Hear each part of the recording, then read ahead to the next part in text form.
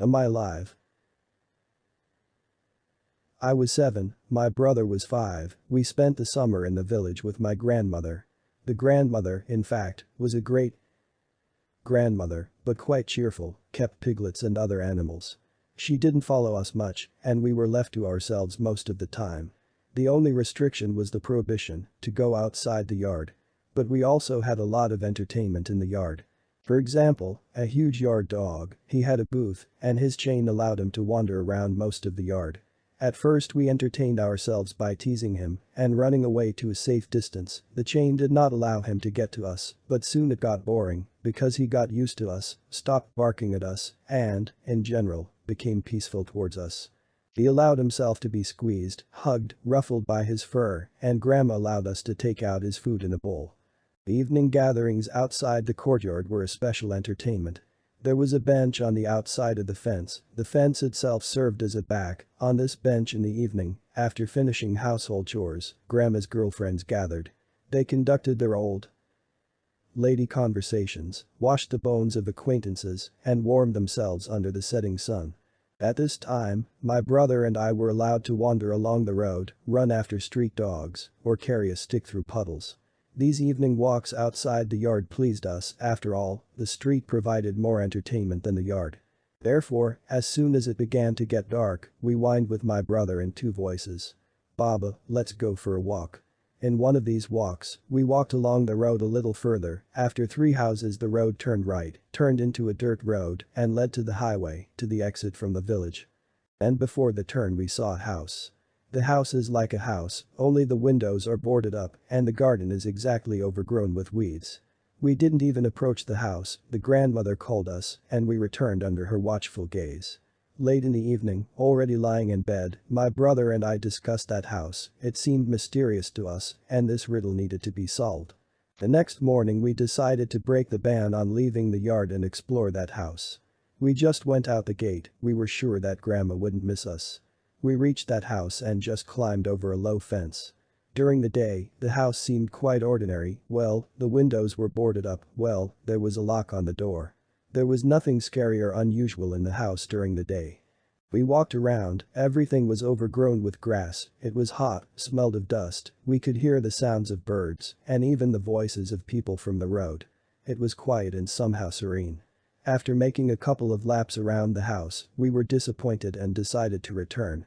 "I'm going to the toilet," my brother said. Sigh, here. "No, I can't hear." "What's the difference?" There was a toilet behind the vegetable garden, my brother went there. The fool, I thought, could have gone to the grass and waited for him now. I made another circle around the house, tried to look through the boarded up window, but it was dark and I didn't see anything. I got tired of waiting and I went to the toilet, opened the door, but there was no one there. Angry at my brother for leaving without me, I went home. I was walking and angry that he had left without me. Grandma was feeding the dog in the yard. I asked her where her brother was, she replied that she had just been here. This upset me somewhat because I had just been here. So my brother didn't come back. I looked into our room just in case. Walked around the yard. I asked my grandmother again, she got angry and replied that she did not intend to play hide and seek with us. Then I physically felt what the expression heart and heels means. Suddenly I realized that my brother had fallen into the toilet of that house. I didn't look in there. I ran back with all my might. On the way I imagined how my brother was drowning in shit, or maybe he had already drowned. He jerked open the toilet door and looked through the hole. There was just earth. Not shit. Just the earth. Completely dry, firm. There was no puddle, no fresh poop. I poked the ground with a stick. It is quite obvious that there is nowhere to fail. I didn't understand anything. It was stupid to tell Grandma, but there was no way out. Where could my brother have gone? There's nothing from that house to ours, you can see the gate from the gate, there's absolutely nowhere to turn. Confused, I climbed over the fence and went to our house. People were running towards me on the road, one guy was carrying something in his arms. Something big. I ran towards him, first I recognized my brother's shirt, and then he himself. We ran up to our gate at the same time. His brother's shirt was torn, there was blood on his shoulder. The grandmother ran out, wailed, the brother was brought into the house, the man began to say that he found him near his house. My brother saw me, grabbed my hand, and pulled me to him. Am I alive? He asked me in my ear. I said yes.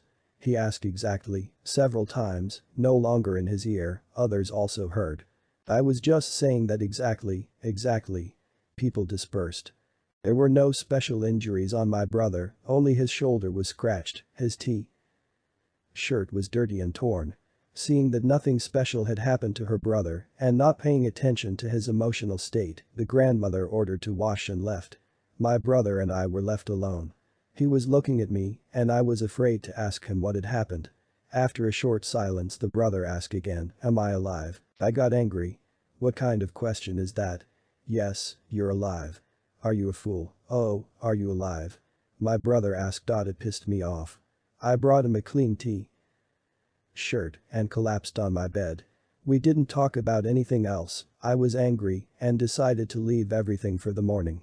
My mom woke me up. It was amazing and pleasant. My parents were supposed to come only at the end of the summer, but when I saw my mother, I was glad because I missed her. But it seemed that mom was not happy. She told me to get dressed quite dryly and go to the car. I got dressed and went out into the yard. There was my father and some people in the yard. I went up to my father to say hello. He patted me on the head and told me to get in the car. Everything was strange. I understood that something had happened, but I didn't understand what. And then I saw my grandmother, she was in tears. Everything was strange and incomprehensible. And I was afraid to ask what happened. They didn't pay attention to me. The adults were busy. It wasn't until some time later that I realized from conversations that no one had found or brought my brother. He just disappeared. I never saw him again and I never came to the village. But lately I remember this case more and more often and I want to see that house again.